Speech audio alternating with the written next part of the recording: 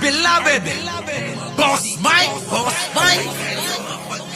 Cervera.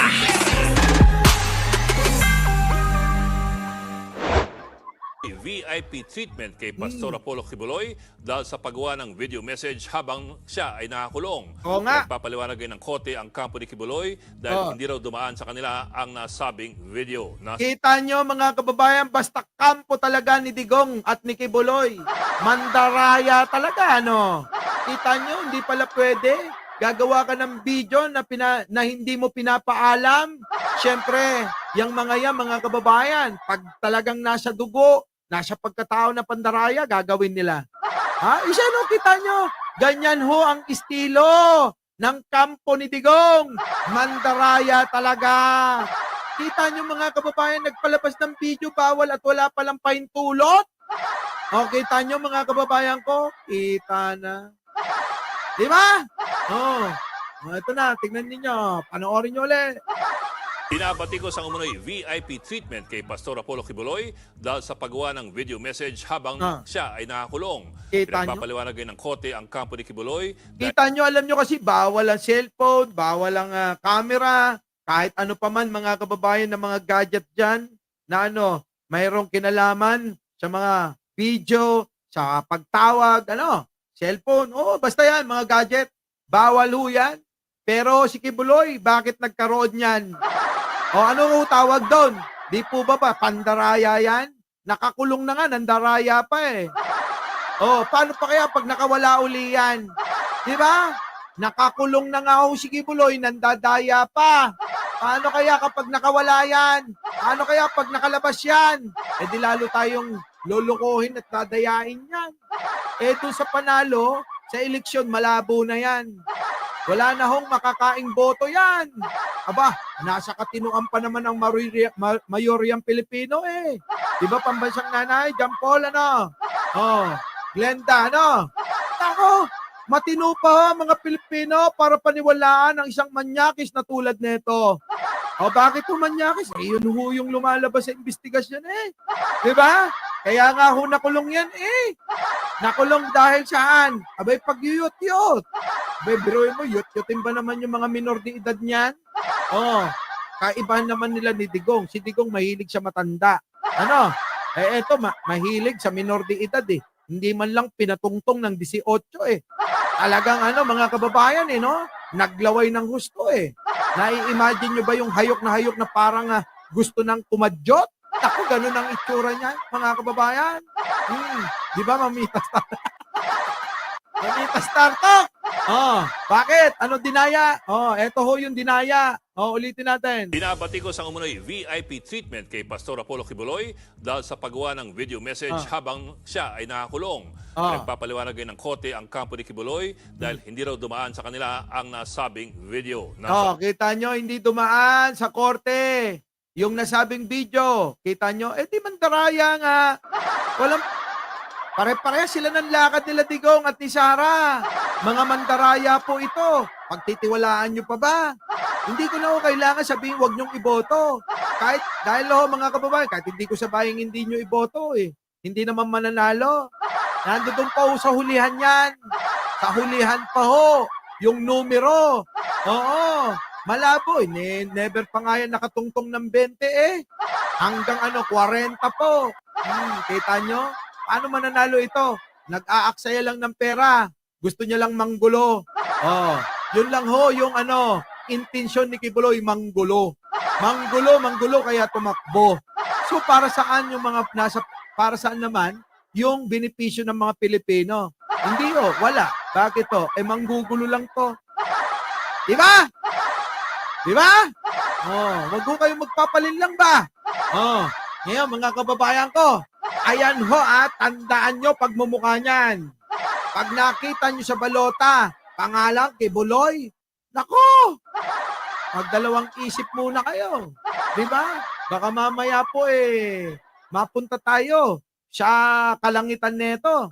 Ang kalangitan neto mga kababayan, alam nyo, ang bubuksan ninyo, doorknob, ang doorknob mga kababayan ng kwarto, abay diamond. Pagpasok nyo mga kababayan, may bubuksan pa kayo. Yun ho ang kalangitan mga kababayan ni Kibuloy. Yung bubuksan ninyo, damit ng minor de edad na babae. Bubuksan yung ganon, yung ano, yan na, ang langit! Ako! Ha? Yung langit, may 2 bundok, mga kababayan. Malusog na malusog. Oo. At meron ding ano, mga kababayan, kabukiran, mga kababayan, madamo eh. Wala pala, oo aararuhin pa lang. O kaya wala pandamo mga kababayan. Aararuhin pa lang eh.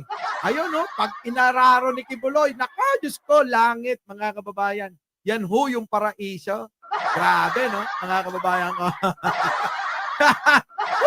Grabe. Parang si Kibuloy, handa na tong ano, mawala sa mundo. Bakit to kanyo mga kababayan? Ha? Bakit to ha? Bakit to kanyo mga kababayan? Eh kasi nagawa niya naman na lahat ng masasarap. 'Di ba? Yung mga masasarap, yung mga makamundong bagay at gawain, nagawa na niyan. Kaya okay lang. Sabi nga ni Digong, 'di ba? Magsasama sila sa impyerno. Yung po yun, isa lang naman pupuntahan nilang dalawa eh. Meron pa bang pupuntahang iba? Itong dalawa, si Kibuloy at si Digong? Wala na!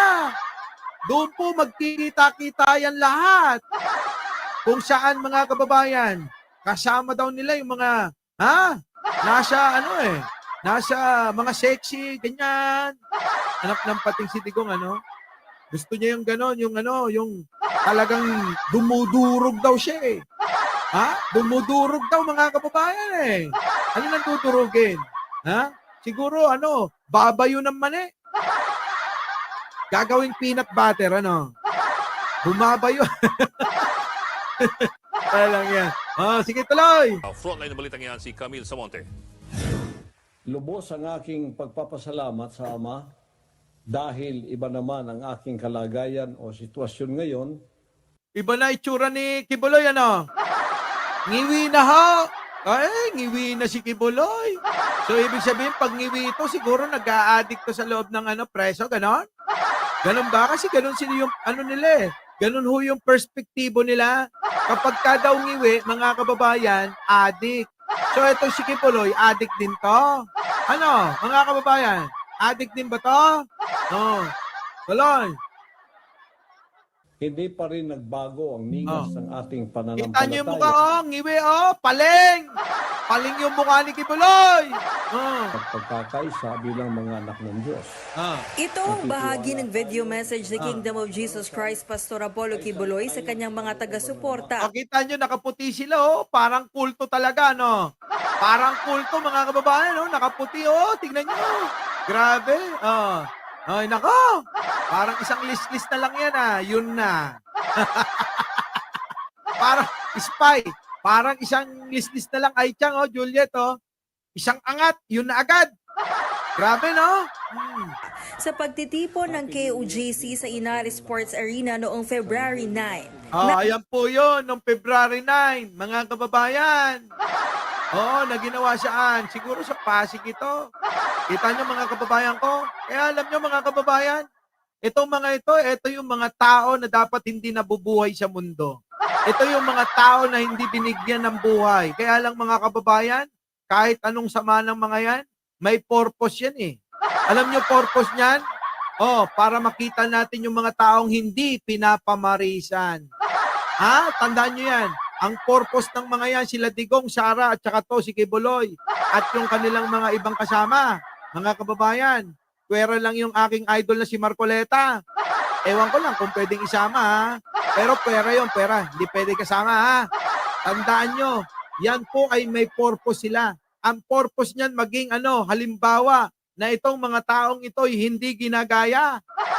Di ba? Kasi pag wala tayong magiging halimbawa, minsan ang tao nalilito, naliligaw. Kaya ngayon mga kababayan ko, pag ganitong tao, wag ginagaya, no? Di ba? Delia Sakoko, thank you naman. Oo, may pangkapi na ako. Tandaan nyo mga kababayan, yan po ang purpose ng Diyos. Kaya ho, nabuhay ang mga ganitong tao. Ang purpose po mga kababayan, ito'y maging halimbawa natin na wag tularan. Ang ganyang tao, nakita nyo, ha? Totoo na naging ano yung mga buhay nila dahil sa paggawa ng kasamaan. Ngayon, mga kababayan, ang ibig ko sabihin, yaan, hindi habang panahon ay mananatili kang tinatamasa ang kasamaang ginagawa mo. Darating ang panahon, ikay parorosahan at mabibisto. Ayan. O, gusto nyo ba ng ganyan? Mga kababayan, hindi ba't mas maganda na lang na tayo gumawa ng mabuti sa kapwa? Gumawa tayo ng ating ambag sa gobyerno, sa lipunan at sa ating bansa. Ganun na lang mga kababayan eh. Di po ba? Mas okay yun. Maliit man na bagay, pero basta lumalaban ng parehas, okay na yan. Mahirap po yung yung tulad nila, nang aagrabyado ng kapwa, nang aagrabyado ng mga kababayan, ng ibang tao para para maiangat nila yung antas ng pamumuhay nila. Tulad ni Digong, ni Sara at yung pamilya ng Duterte, kita nyo naman. Walang negosyo, pero kita nyo mga kababayan, papasyal-pasyal lang sila. Diba wala naman negosyo, saan nyo kinuha yan? Di po ba? Pupunta doon, kahit bumabagyo. Ganun lang talaga eh. Spoiled sa ama eh. Kahit saan pumunta, pwede. Diba? Yan po, si Kibuloy, mga kababayan. Our beloved Boss Mike Cervera.